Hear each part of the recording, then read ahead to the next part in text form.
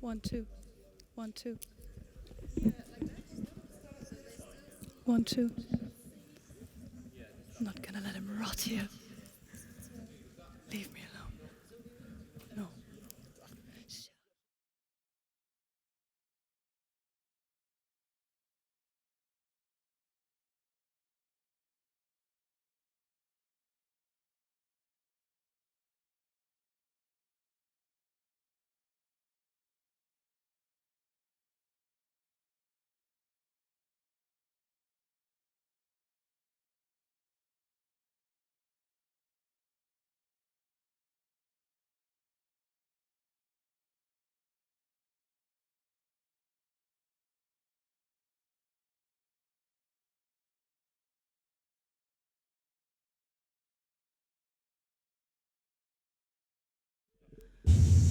View of.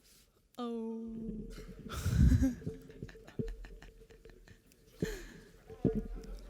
Hello, my name is Melina Jurgens. Lights have gone. Lights, Essentially, or what do you want me to do? Hello, my name is Melina Jurgens, You do that on purpose. and I play There we go. It was loose. the main character Senua in Hellblade. Right, can you hold her out the way? And you want to save interest? Because Hallo, mein Name ist that. It only works if it's not so loud, because it's too loud for me. I get confused.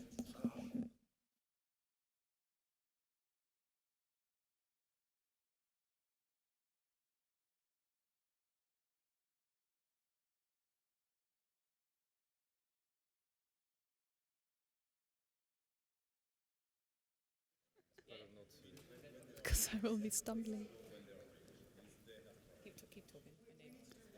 Hallo, mein Name ist Melina Jürgens und ich spiele Senua, die Hauptcharakterin in Hellblade.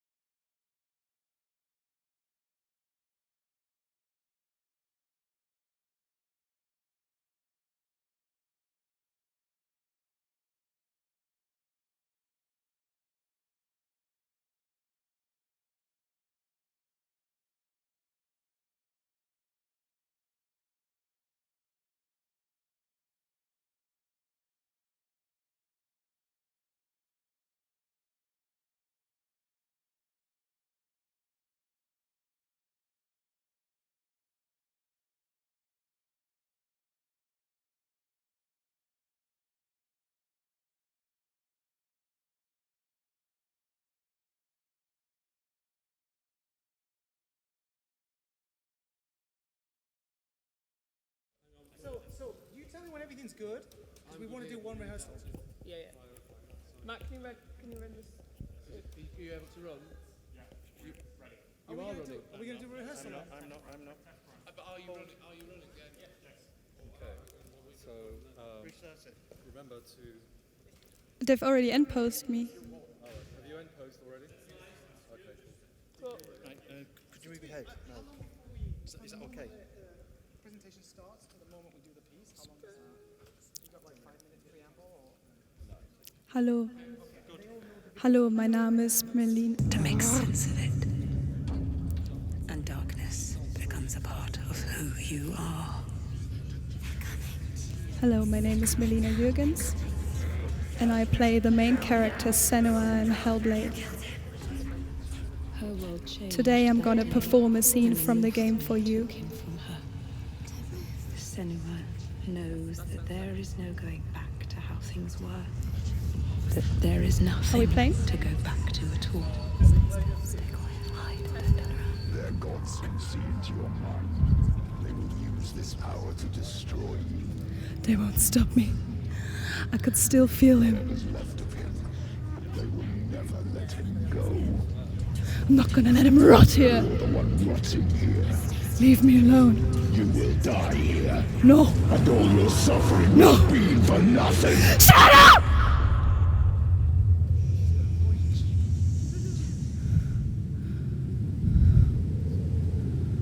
Senua. Tell you. Is that you? will find you, my love. I promise. Oh, it's so irritating. It's so irritating. No. You have to put it at the back of time. We haven't got those plugs, unfortunately. So, Hello. Hello, my name is Melina Jürgens and I play the main character Senua in Hellblade. Today I'm going to perform a scene out of the game for you. can you do it in German as well? Hallo, mein Name ist Melina Jürgens und ich spiele die Hauptcharakterin Senua aus Hellblade. Heute werde ich euch eine Szene aus dem Spiel vorführen. I have to really focus on my head voice to get it working.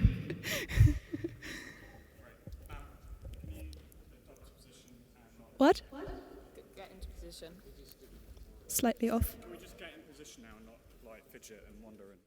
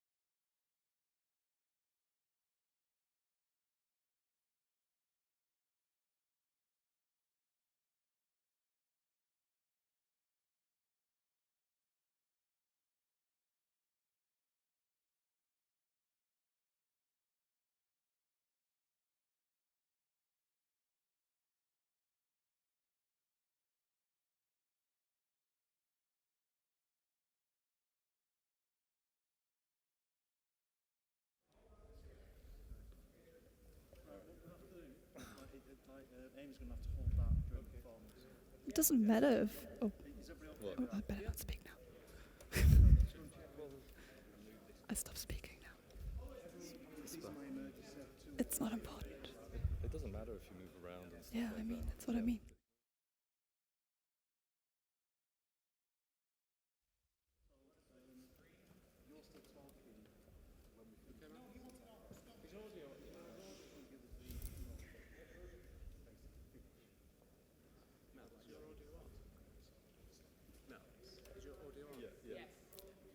Is the mic? 1, 2.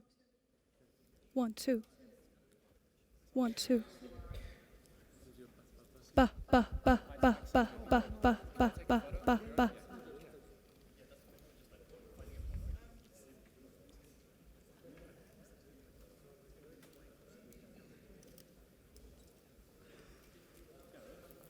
Ba, ba, ba, ba. Yeah, I just want to make sure it's done with those ones. Most important is not to laugh and smile. You've got me to 2, just so I know the length of the cable. Do you want to just do a maximum turn so Yeah. Feed it out a bit more.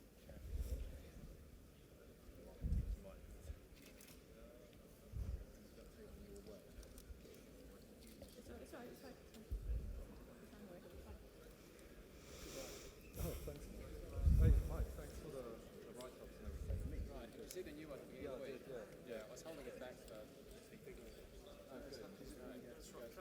You need, it's supposed to be in black. I can get in those easy. No problem.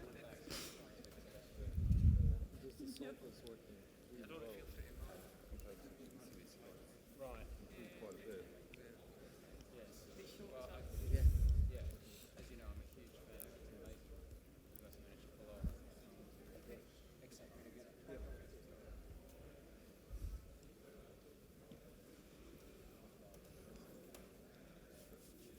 I can't say anything because it goes through the mic. Yeah. You're not supposed to say break a leg. Good, it's break a leg, isn't it? Break a leg is polite.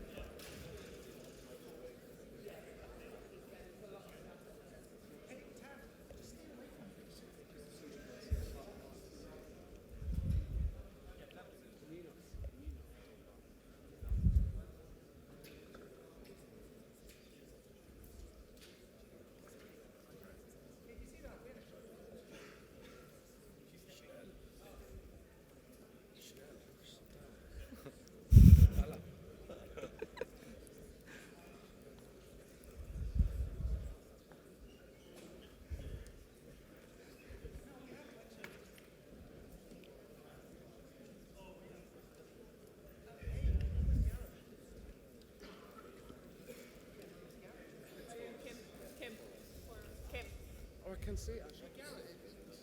When you're explaining your stuff, are you the one who's going to explain your stuff? No, no, Steve. You might want Steve to explain.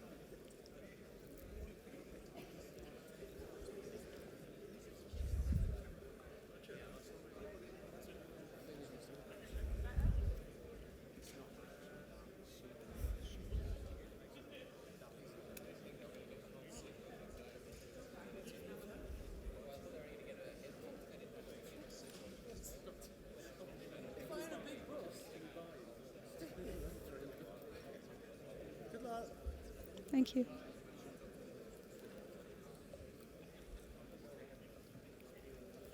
Mel, you're not on stage alone, I'm on stage with you. Good. You deserve it.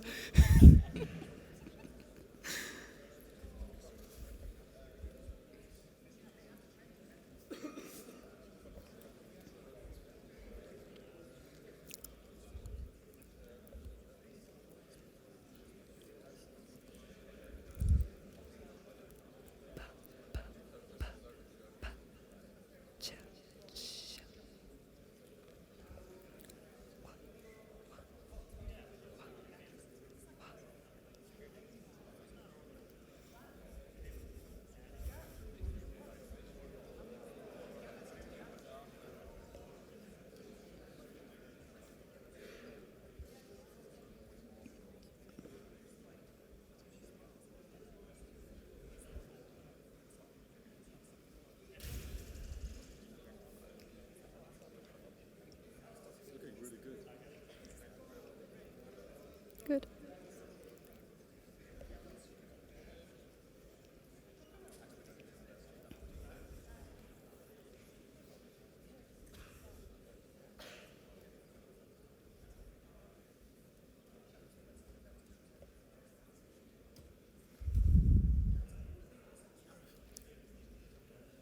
Gareth. Take that case off stage. That case. Put it on stage.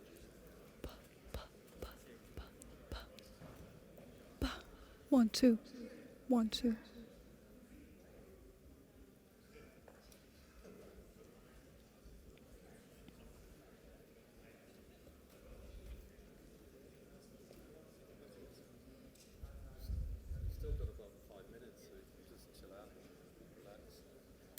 can't really do anything.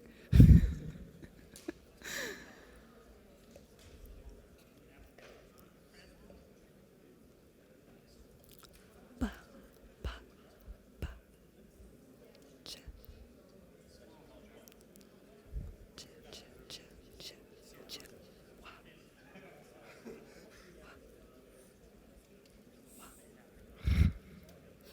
That's cool.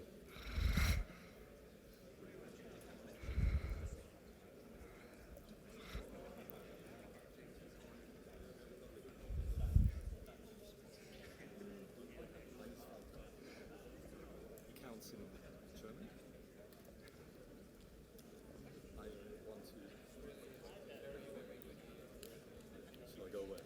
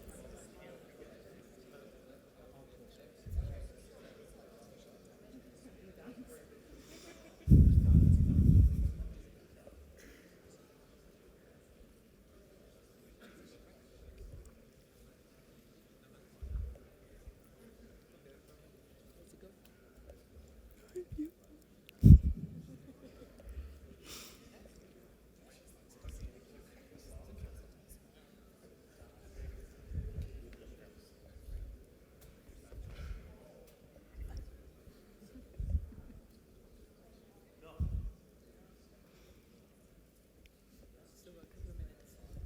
Still got 2 minutes.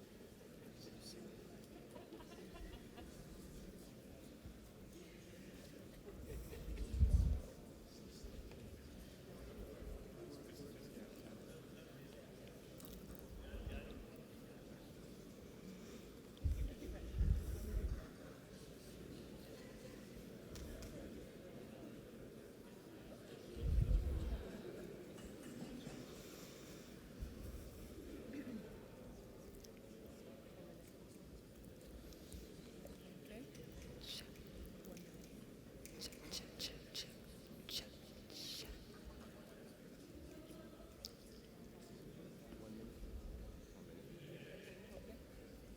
The earplugs in.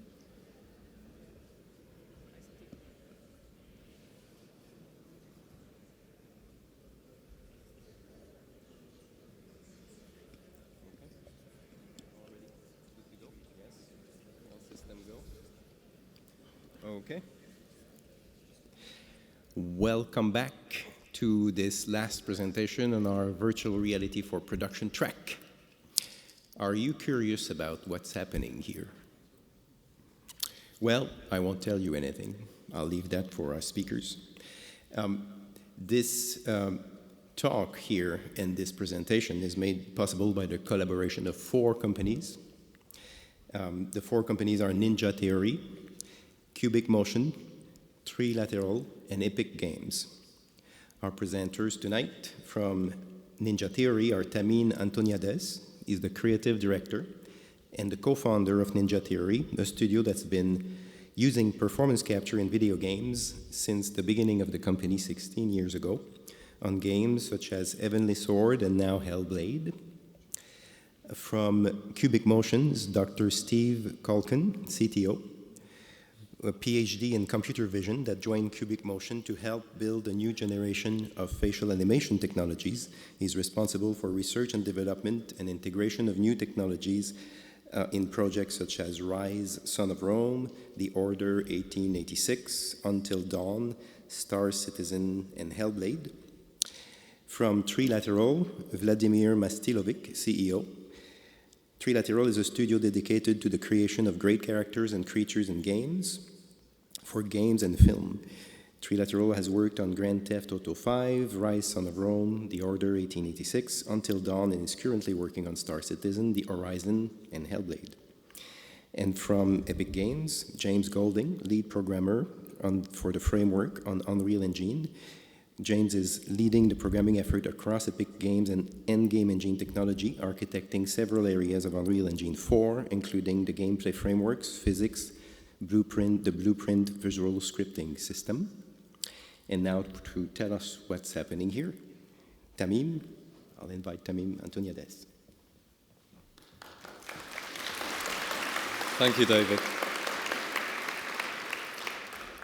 Right, to kick things off, I want to show you a live scene which is basically the result of 8 weeks collaboration by the 4 companies David listed above. But first, Melina, if you'd like to introduce yourself to everyone. Hi, my name is Melina Jürgens and I play the main character Senua in Hellblade. Cool. Ich heiße Melina Jürgens und ich spiele die Hauptcharakterin Senua in Hellblade. Cool. And tonight I'm going to perform a scene from the game for you. Great, thank you. Okay, so if we're ready, are we ready to roll? So if you want to get into position, Melina. Yeah. Ready and action.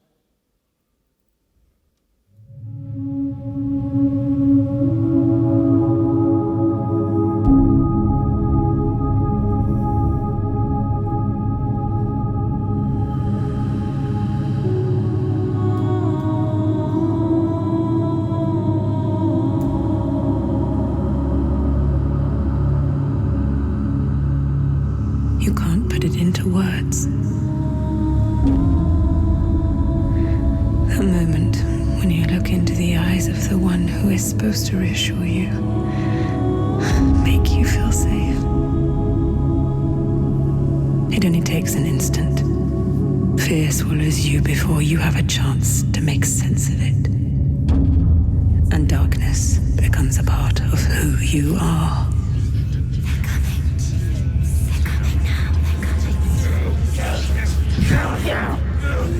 You killed him.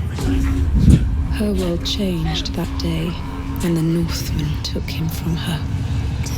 Senua knows that there is no going back to how things were. That there is nothing to go back to at all. Stay still, stay quiet, hide, don't turn around. Their gods can see into your mind. They will use this power to destroy you. They won't stop me. I can still feel it. Whatever's left of him, they will never let him go. I'm not gonna let him rot here. You're the one rotting here. Leave me alone. You will die here. No. And all your suffering will have been for nothing. Shut up!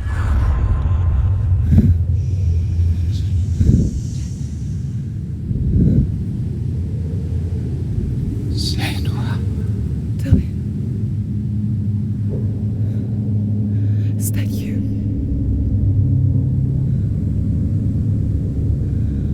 I will find you, my love. I promise.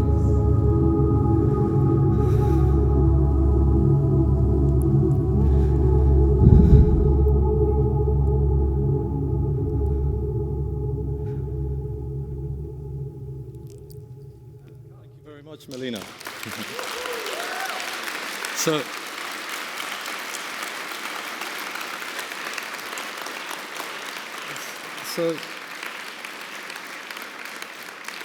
one of the really cool things about creating a virtual digital double is that it seems like it's the final piece of the puzzle in terms of virtual production. In effect, we have full control over the scene elements, so if you spin the camera around, Matt, and show VFX, post, volumetric fog, every aspect of the scene, the performance can be tuned and refined and shot in one go. So the idea of pre-production, shooting, and post-production sort of just gets munged into one, which is pretty cool. So with that, we can probably say, let Melina go and carry on with the presentation. Thank you. All right. Can we switch to the PowerPoint? Okay, so there's 4 speakers today. I'm starting. So we're Ninja Theory. We've been making games for about 16 years, based in Cambridge, and we've always been character focused. So our first big game was Heavenly Sword, and that was the first time that we used performance capture. In fact, I think it might be the first game to ever use performance capture, which we partnered with Weta Digital for. And then our next game was Enslaved, which we did performance capture at House of Moose, which was all optical based. And more recently, we did DMC Devil May Cry at Giant Studios in LA, and it was the first time we used head-mounted cameras, and we also captured the camera operators as well as face, body, and voice. So we have a heritage in trying to make performance capture work in real time.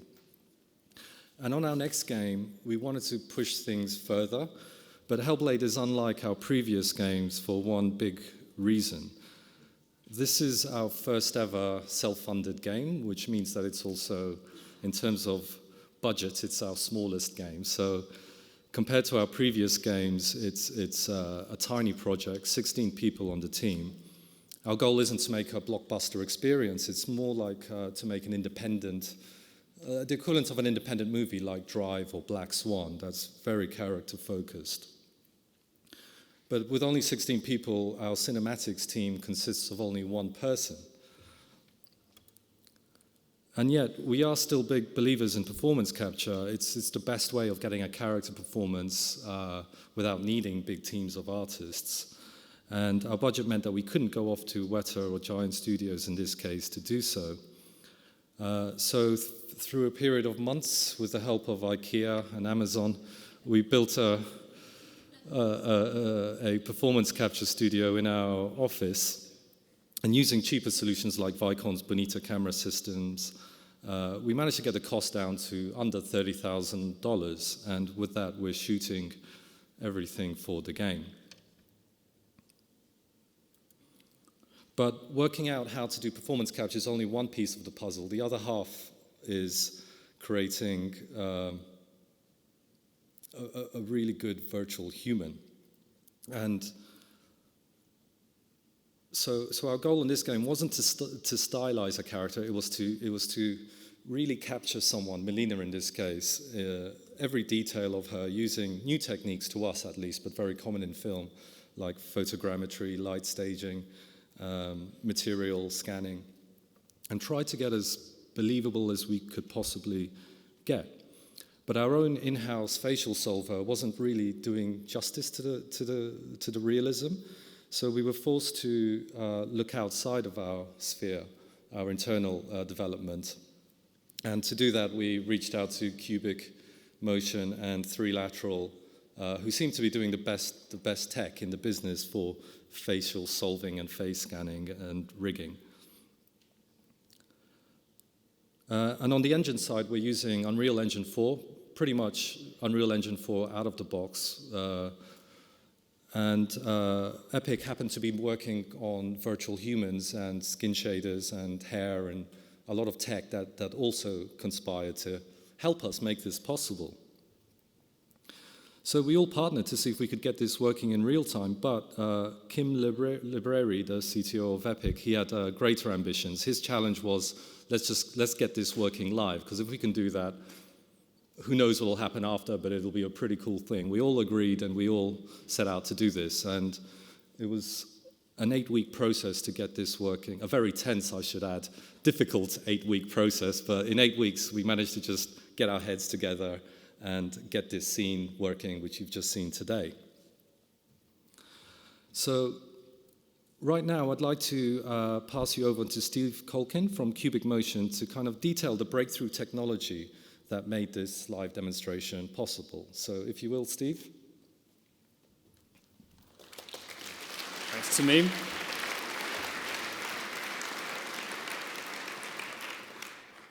Thanks very much. So just to briefly introduce Cubic, so we're based in Manchester in the UK, and we've been doing facial solving and tracking for a number of years now on some of the games that have been mentioned already.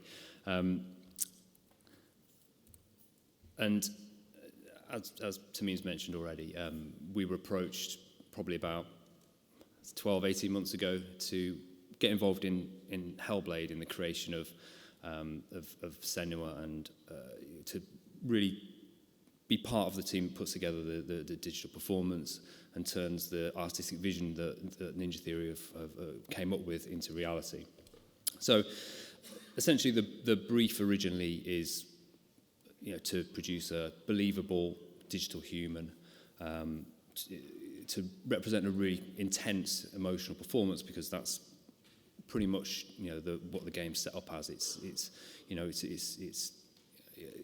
really not, it's not chatty, it's not lots of interaction between characters and big scenes. It's very intense, sometimes very kind of introspective and very emotional. So, and obviously there's not really any other characters as such, so we're really focusing on Senua and making sure that she's believable and engages the audience. So I'll start off by talking about Hellblade in general. So there's kind of two parts really. There's the offline pipeline for producing the animation for Hellblade that we started with, and I'll move then on to how we develop that into the live system. So this is Ninja Theory's studio, as Tamim mentioned. So what we decided to do was engage with a company called Technoprops, who are based in LA. So they make really high quality head-mounted cameras. They're used on Avatar and various kind of high-end performances. And we recommended using a stereo-based system. So you can see here we've got two cameras, gen-locked, running at 30 frames a second, but they're really aimed to produce very high quality data, explicit depth information that we can use in our solve. So we're really trying to push, as Tamim said, this is a small production in terms of the number of people working on it, but we still can push the boundaries in terms of quality. So we're trying to use the best type of capture we can. So we opted for stereo. So as you can see, that's Melina performing on site there. And this is what we get from the stereo capture. So again, this is an offline process rather than a live process, so it's slightly different, but obviously it kind of one leads to the other. So what we're doing here is we calibrate the stereo system. You can see the cameras there. We set up the two cameras, in 3D environment, and then we can triangulate the things that we're tracking in the scene in order to give a realistic representation of her performance data. So the beauty of using stereo is that it gives us proper depth information. So a lot of the time, you do this kind of thing with a single camera, and you've got to infer the depth information and use other kind of cues for depth. Whereas if you've got explicit stereo information, it gives you a lot more power in terms of what you can do for the facial solve. So this is kind of stage one. So we kind of capture everything in stereo, produce a reconstruction, then we can move on to how to actually animate the character. So there's a couple of things we're able to do with this kind of data that is not really available to us in 2D. So we actually explicitly track the teeth. So the jawlines, separating the jawline out from the rest of the face is really important, and we track the teeth across the board anyway in our 2D work and as well as stereo. So this actually allows us to really kind of optimize the position of the jaw in the model, because we have a digital double, so we can use that to our advantage in the solve, so we can actually make sure that the jaw position, the way the jaw moves, matches the actual 3D data that's coming through. And that gives us a lot of additional power in terms of the jaw moving forwards and backwards, which is very difficult to resolve from a front-on view in a single camera. It's actually difficult to work out the depth. So this actually also takes into account, the pivot point of the jaw and how the model is set up such that it gives you the right result that you observe. And again, we can do a similar thing for the eyes. So again, we're just trying to use as much of the power of the stereo as we can to give us a higher fidelity of solve. And then that then is transferred onto the rig. So this is just a representation of our solver. So we take the data that we've got from the stereo, which is just geometry really, it's just points moving around in 3D space, and we need to map that onto the controls of the character. So Vladimir will speak a bit more about the controls of the character in a minute, but we've basically got a fax-based system. So we create a non-linear solver, which is designed to specifically pick out the fax channels that we need to animate from the geometry and drive the character. So, and this shows you an example of the kind of animation we're producing. So you can see, the kind of UI of the character. There is more to it than that, but that's just the top level UI. So you can see the performance is actually being represented as the kind of muscle movements that we want to parameterize it as. And that fits in with the way the rig's produced and gives us a really nice representation for the solve, really. So we're actually specifically trying to get muscle movements from geometry, and that's the whole challenge of the setup. So that kind of pipeline is in place to do effectively offline animation. So we film animation at Ninja Theory. We run that pipeline in stereo. We have a team of animators, skilled people that operate that pipeline. Moving into live is obviously a pretty big challenge. So there's a few differences in terms of what we've got to do. So obviously we've got to operate in real time. That gives us 16 milliseconds a frame. We're running at 60 frames a second. That's pretty challenging. We can't post-process. Obviously the result you're seeing is just the result that comes out of the box, and there's no means of going back and changing anything. And we've got to stream it directly into Unreal. So we've got to go through all of that part of the process in real time. Particularly, we've got to do it in mono. So we don't have the benefit of stereo in this case. So the way we do that is we use as much as we can of the data that we've got from the Hellblade animation, as well as a load of training data from that we take from Malign. So this is typically the kind of data we use to train the tracker. So we build, using our kind of computer vision techniques, we'll build a tracker based on some examples. We'll learn based on the variation in that data how to track in real time. And obviously you can see we're trying to capture expression variation, lighting variation, and differences in camera position so that it's robust to all of those things in real time. So you can see we're getting this kind of result when we're running live. And this is just exactly the same system you've just seen running on stage. So again, it's pretty robust. It's accurate. We're tracking inner lips. We're tracking eyelines. We're tracking eyeballs. We're tracking the eyelids, and it's fundamental to the whole process that we get a good high fidelity track of the face so that we can feed that through into the solver as we go forward. We've done a few things just to make life easier. So we've painted the lips, and we light quite brightly from the front to make the vision problem a little bit more controllable, but it's pretty robust to on-set variation. So that brings us onto the live solver. So again, we've got a more challenging situation. So we've got mono, we've got less time to process what's going on. So we try to use as much as we could of the data that we've got to make our lives easier and make the quality of the result as good as possible. So what we did is we used a lot of the data that we've already got from Hellblade. We can simulate where the camera is. We can light the shot. We can produce loads of data that we can use in training that allow us to run the live system. So you can see this is just a projection of one of the shots. So you can see, this is totally synthetic data really. It's come from a stereo performance, but we're able to reproject it back down to 2D. So that simulates what we're going to get in a live environment like the one we've got here. So, we're using as much of that training data as we possibly can so that we can make our algorithms cope with variation as much as possible.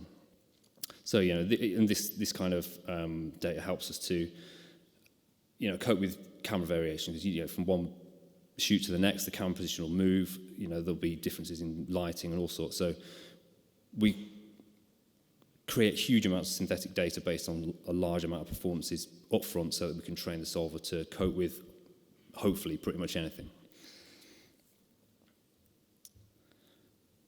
And once that's set up, you can obviously see how it performs. So that's the system we've had just running now, and we plug that in then to everybody else's components. So we handle the capture from the camera, run a live tracker, solve that to the rig controls, and then feed that back into Unreal and put that together with all the other parts of the system that were required to make it all work. At that point, I think it's time to hand over to Vladimir, who can tell you how our data feeds into the actual rig and how he creates the model of Senua.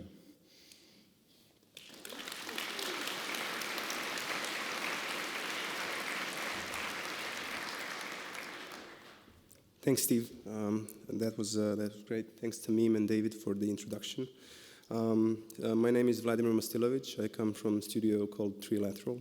We specialize in digital humans, characters, and creatures for games and film, as it's been already said, so I won't spend too much time on that.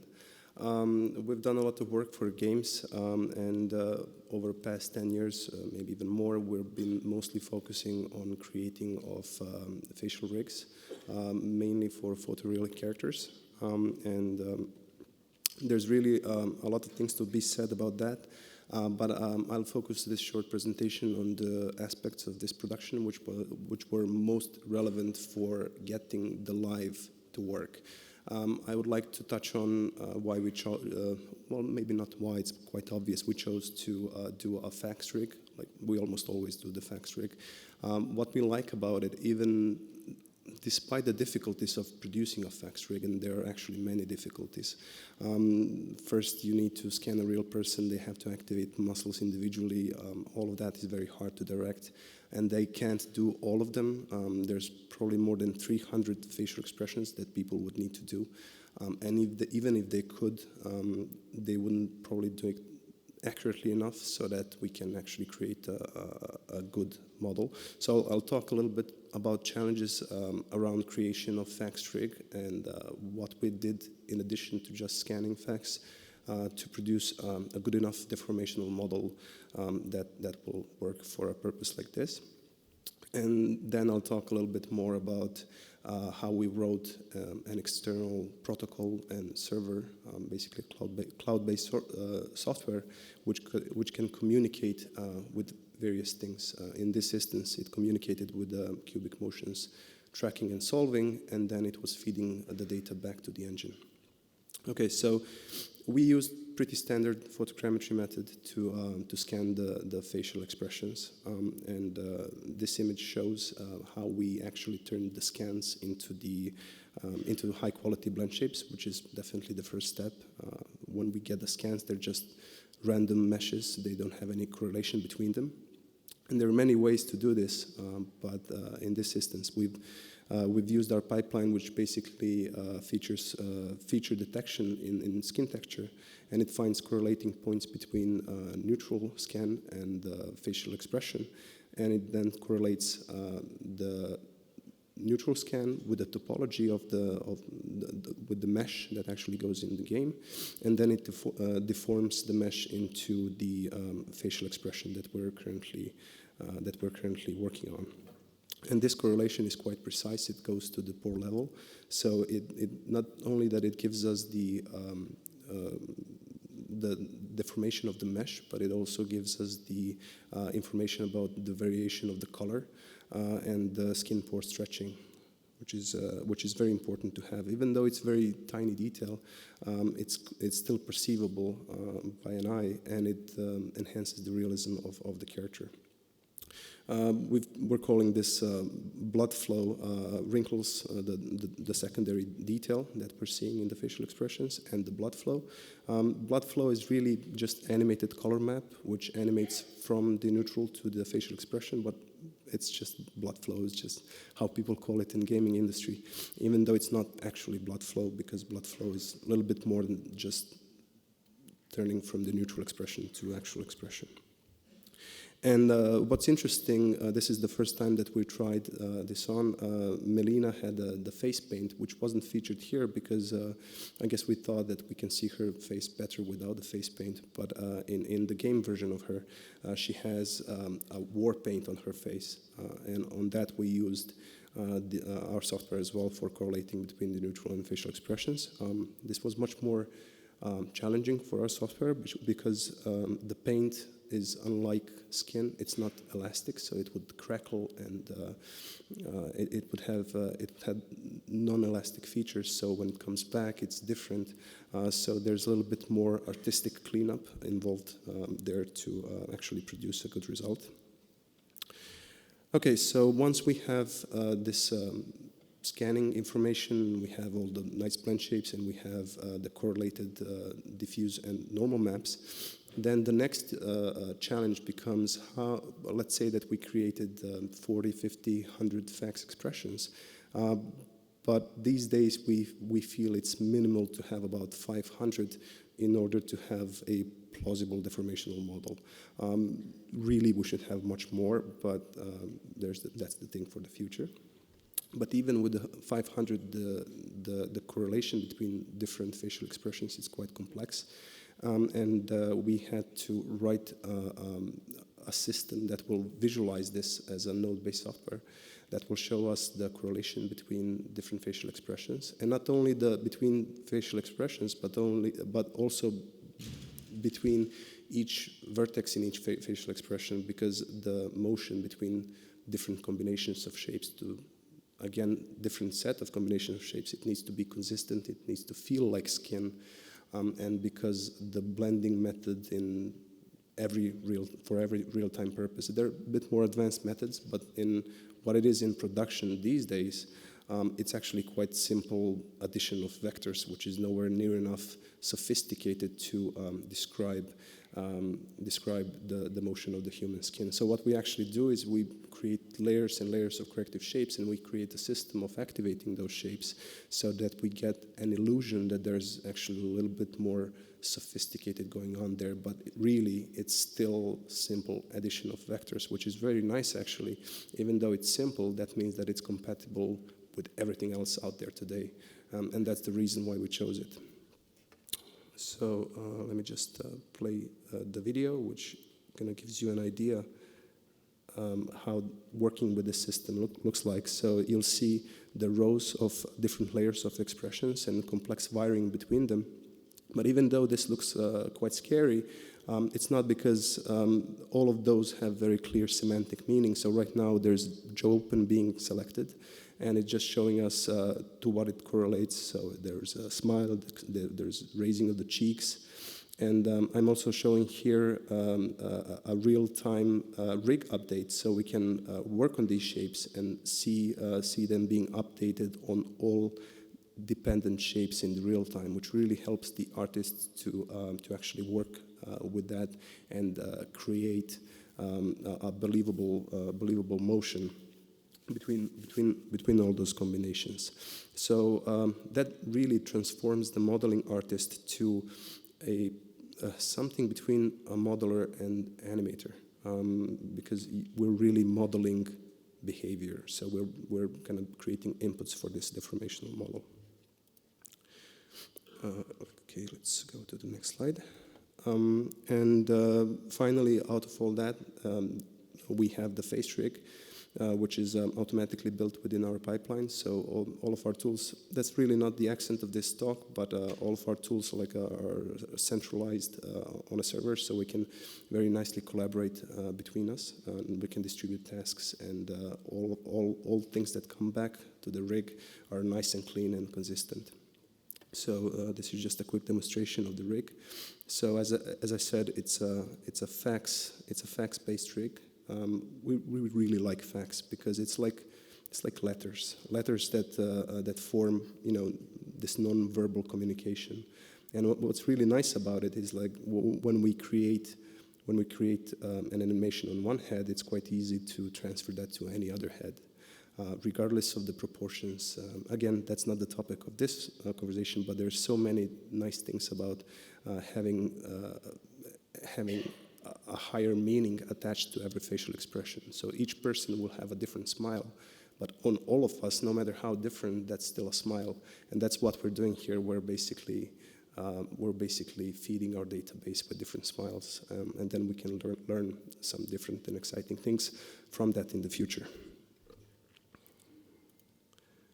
Okay, so a little bit about RigLogic, which was one of the pieces in this puzzle for live. I just want to tell you a little bit about our thinking, how we came to actually creating RigLogic. So, like I said, adding vectors is too simple to portray a human face. So we created this set of instructions to various corrective shapes and blend shapes, which will simulate the appearance of realistic human skin. And our choice of software was Maya, and Maya is a great tool, but we had certain challenges building a system which evaluates fast enough so that animators can work efficiently with the rig, and so that Cubic Motion Solver can actually feed the data to it in real time. It's in Maya, it's actually far from real time.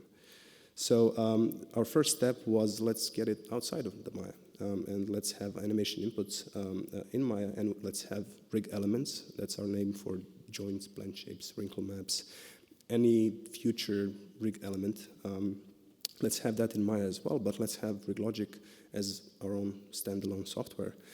So we're talking to it through TCP/IP, and it does its calculations, and it returns the values back, and that really works great. But then this project came along, and we wanted to render things in Unreal. And then the idea evolved, and we said, okay, well, we don't have to have the same application feeding the data and reading the data. Let's have some other application reading the data, and this really worked marvelously in the Unreal. So now we're able to animate from Maya and send it to RigLogic, and then send it to Unreal. But as you've seen, we annotated this additional application, which in this case represents Cubic Motion Solver, which is talking to the RigLogic directly, bypassing the original application in which we created the rig. And now for the future, the idea is further evolving, and now we're thinking, okay, well, what if we need to support hundreds of characters, and they need to be on the same device? And maybe their RigLogic is too complicated to be evaluated on a single machine. And now we've written the RigLogic as a cloud-based software which can delegate this work to a number of machines, as many as required to render a large number of characters in a single scene. This is go hand in hand with some of our future systems, which we already have, again, not the topic of this conversation, but let's imagine a system which generates a population of people. And we want to see different plausible faces, all realistic and all having maybe sharing animations, and we want to pass by them in the street. And this RigLogic in the cloud could be evaluating all that data and feeding that to a PC or console or maybe even a mobile device. So, this is actual, you've seen the demonstration, but I wanted to show you how this communicates with Maya as well. So with this system, we were able to have the animation controls in Maya, and then see the character in Unreal and see it updated in real time. I guess the actual live demo was much more exciting, but this is related to rigging. So like before, I'm using the controls in the rig, but in addition to seeing the character in Maya, we're seeing exactly the same thing in the Unreal. With all the nice renderings and shadowing and eye refraction, all of which James after me will explain in a little bit more detail. That's it from me, and I'll leave it to James.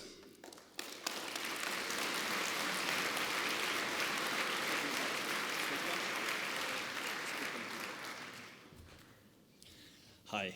So I'm rounding out this talk speaking a little bit about the Unreal side of things.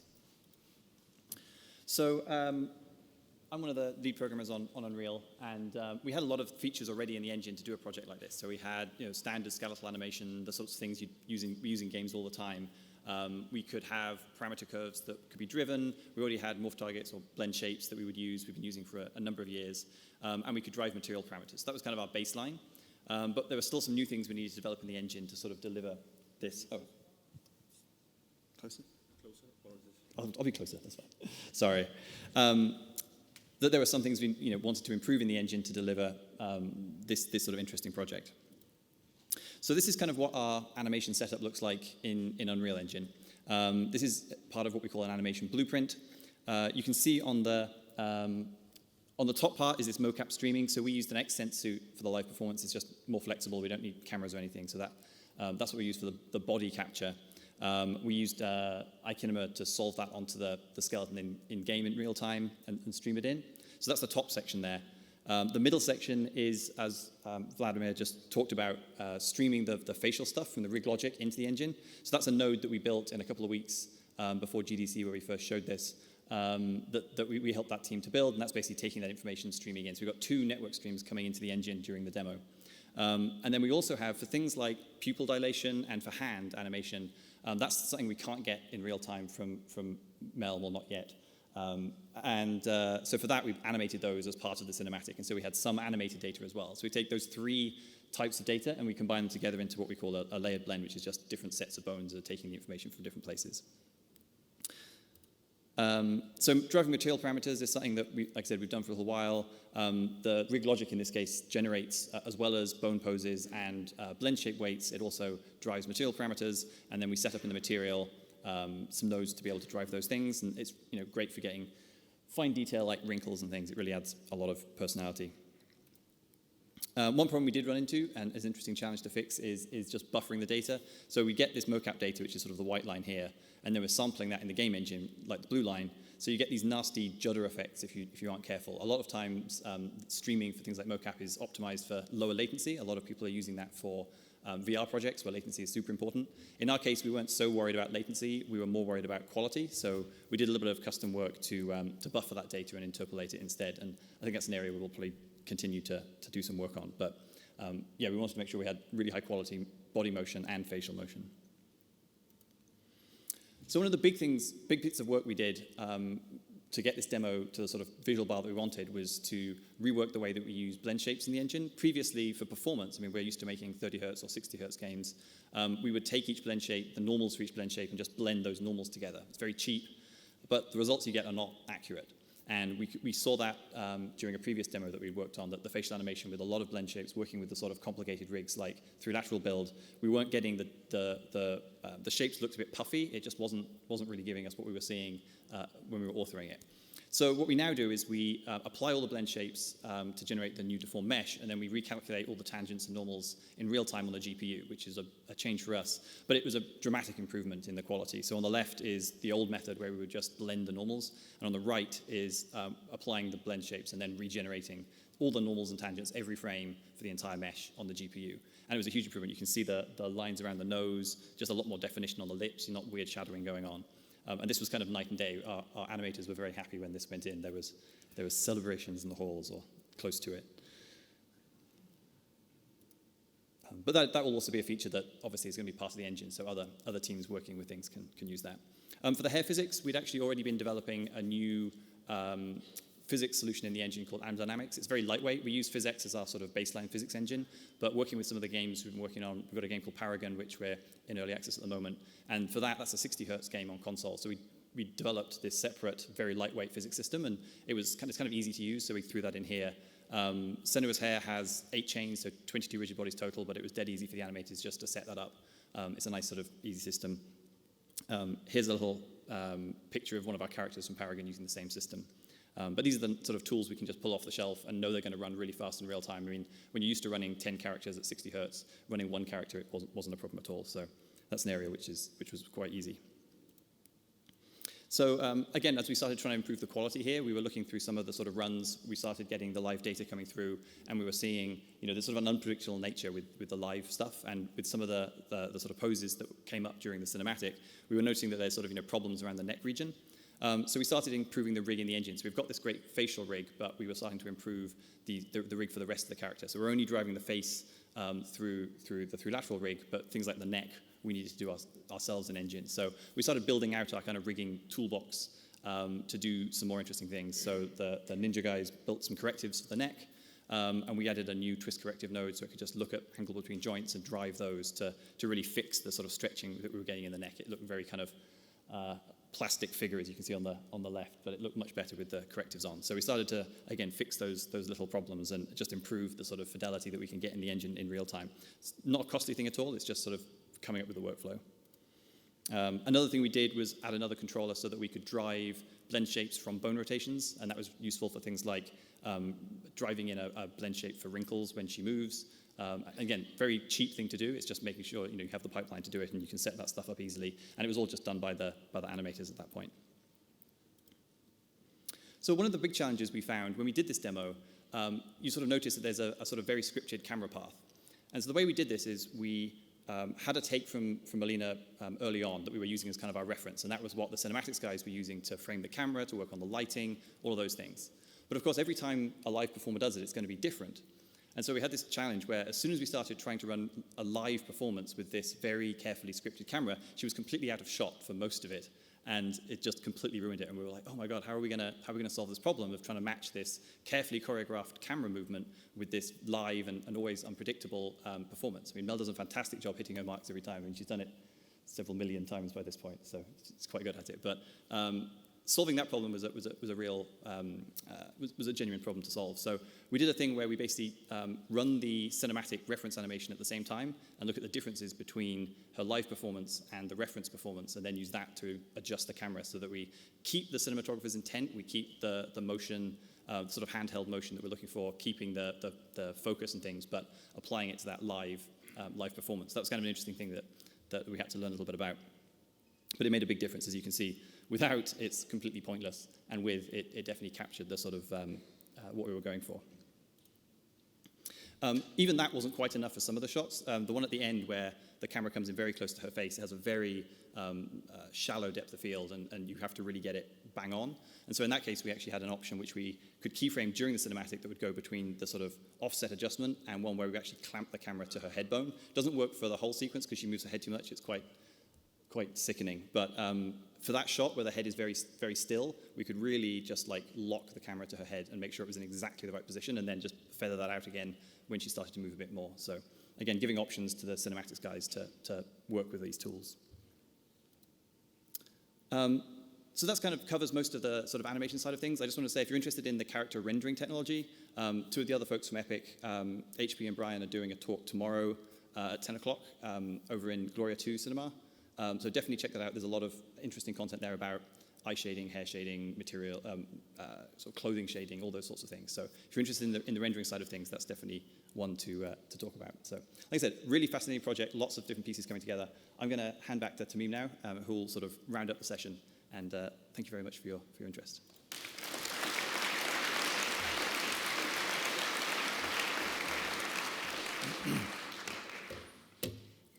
Thank you, James.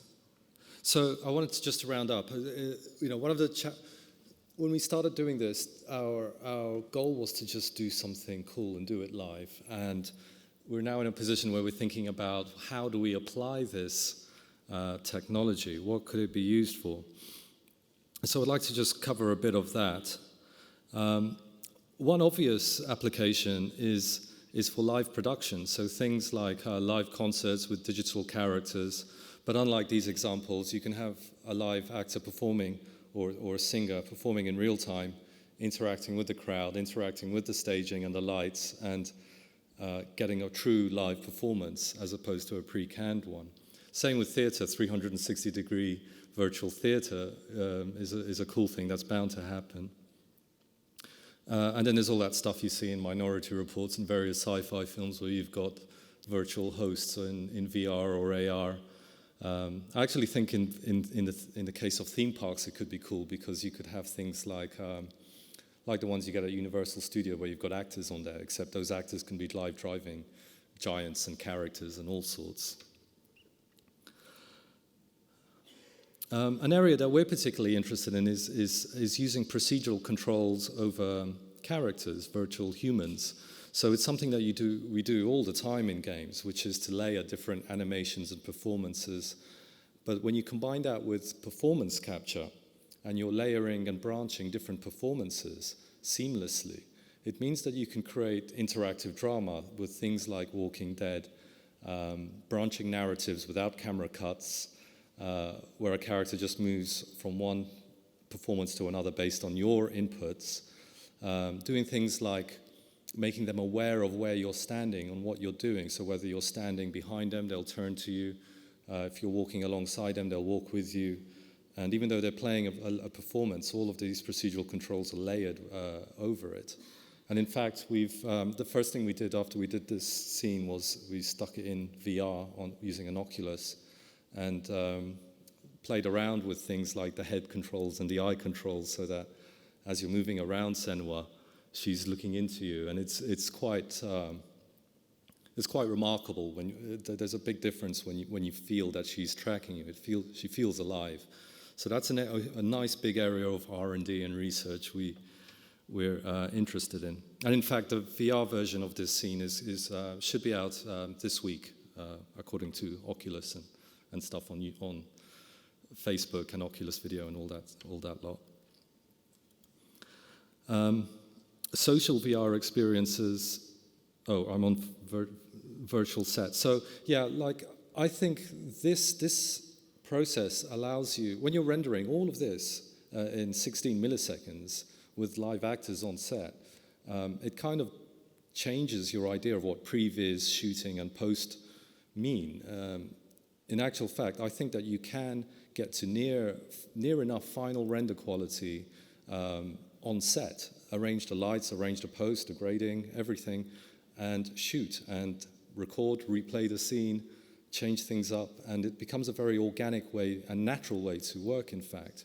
And with some of the tools that Epic are introducing in VR, I think the idea of making a set fully digital is much closer than we imagine.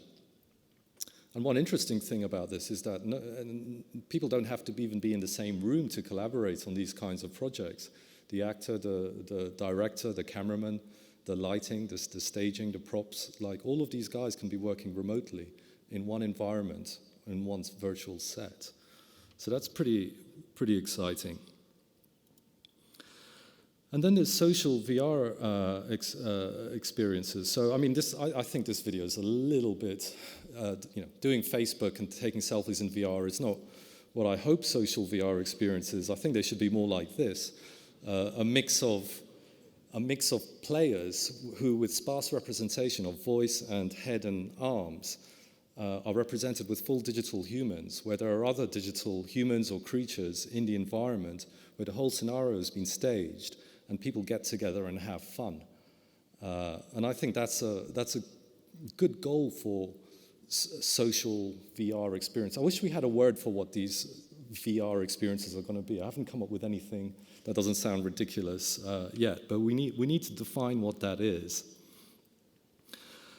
And so this intersection between virtual sets, real-time performance capture, and interactive virtual humans that are, AI or procedurally controlled, I think there's something there in the middle that will define what the future of VR entertainment is.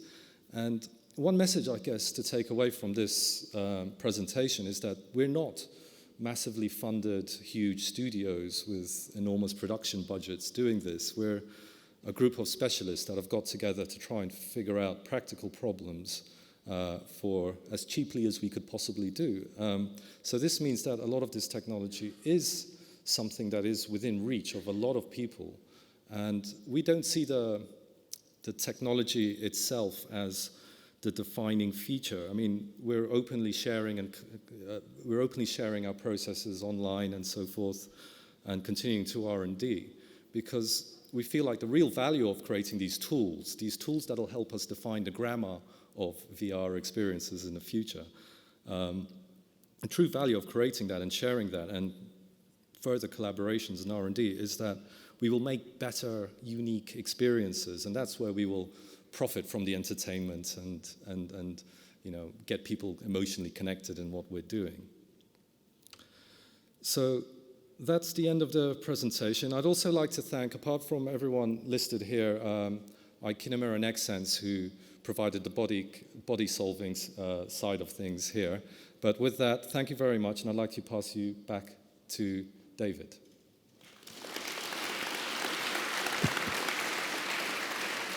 That was fantastic.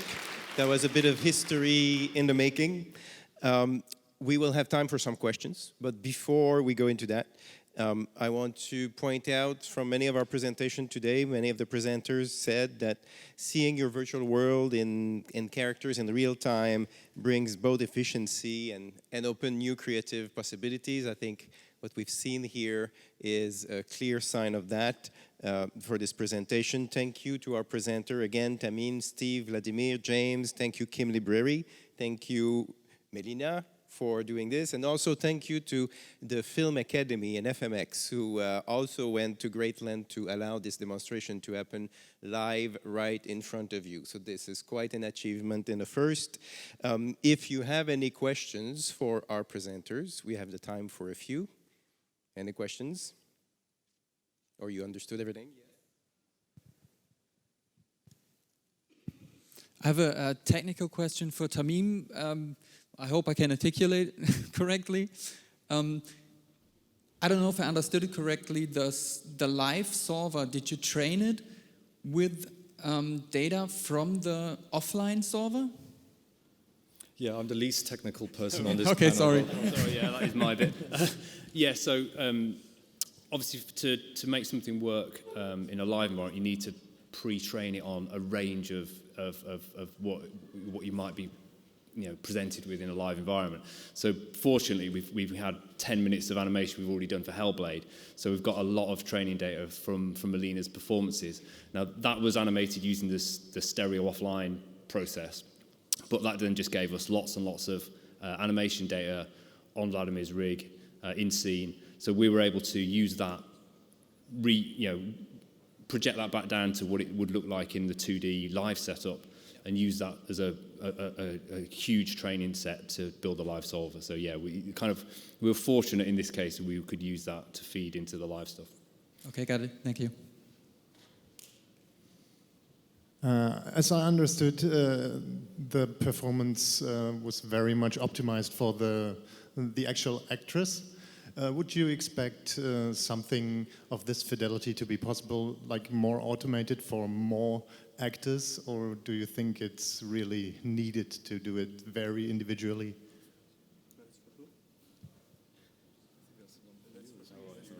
I'll go again, why not? So I mean, obviously, yeah, that is true. So, it's a challenging task to get it to work. So we've used every advantage we possibly could to get it to work. But I think one of the things that Vladimir touched on in his piece was that we're using a universal representation of facial motion. So one person, as long as we're activating smile, it doesn't matter if we're driving one rig or another rig, as long as they're parameterized in the same way. So what you can do effectively is if you build some of these models up for one person, a number of different people, then all you really have to do is hook up a new person to the model that you've already created and kind of pin it to that person. So somebody similar or somebody that's, you can effectively then just go, okay, I have a working model from a 2D face to a animated character. I've got a new person now. I'm just going to hook it up so that it drives in a quick calibration scenario, it drives the same more complicated model. So that's how I'd kind of envisage it happening. But obviously, we're gonna do it. So we'll find out. Okay. Hello. I have a question about the corrective shape workflow for the face, because I could imagine that in the end, you were talking about like breaking the linearity, that you end up with like a huge amount of corrective shapes that you need. Like how many shapes did you have in the end? Did you have any automation to create those shapes?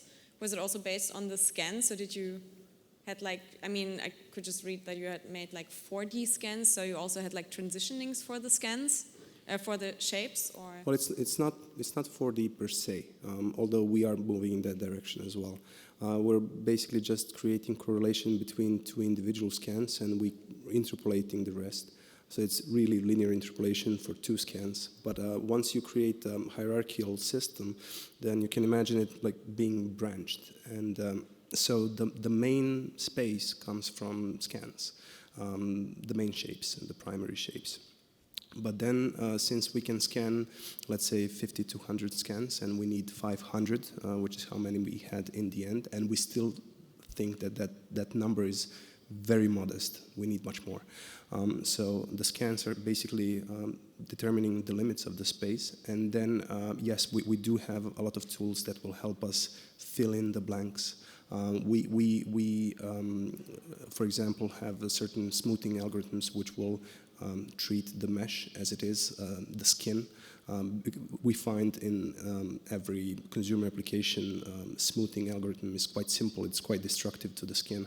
So that's one of the first things that we wrote, something that approximates the elasticity of the skin. And then it becomes much easier to model this vast number of blend shapes.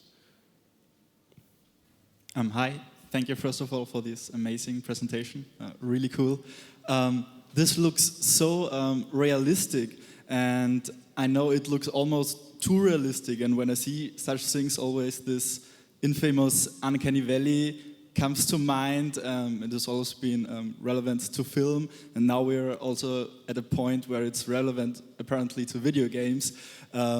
Has this been a problem to you where like it almost looks too real, or have you been over this valley? So have you already break the barrier? That's what everybody says. It's too real. It's too good. Just keep it down a little bit. No, honestly, I don't think it's too good. It's still not there. We still have some things to solve and some details to add.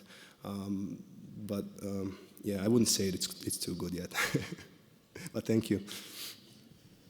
There was a question this way. Okay.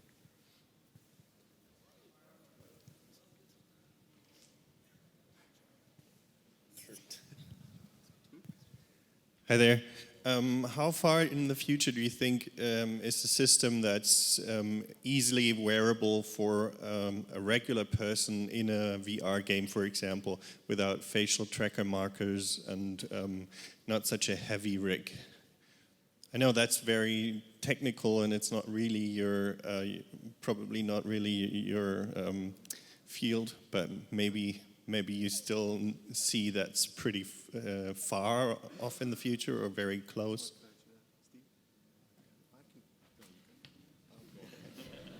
It's really hard to decide who should answer this because there is no answer. We don't know. I don't know. I'll give a little answer. You came all the way up just to say I don't know. No, we don't know, but one notion I have is it would be nice if we could. Now we've got all these pieces of the puzzle working pretty well. It'd be nice if we could figure out ways to turn sparse data like just voice into meaningful a driver of facial expressions that approximate. You know, you've got with VR, you've got voice, you've got head, you've got the gestures, and maybe with that you can fill in the gaps and get pretty close to something that feels believable. I think we probably have to solve those kinds of problems before we get to an internal VR camera that can track your face. My last question is, do you need somebody to make coffee or sweep the office or something? Good last question. No. You can go talk to any of them. Yes? We're always looking for talented, smart folks. So definitely check out all the careers websites, I imagine.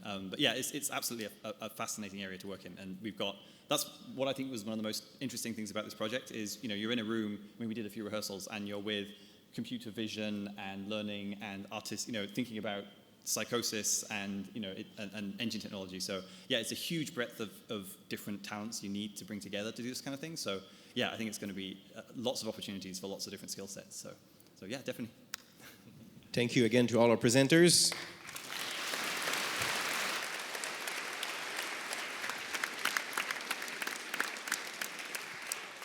This was amazing, and this was the virtual reality for production track at FMX 2016.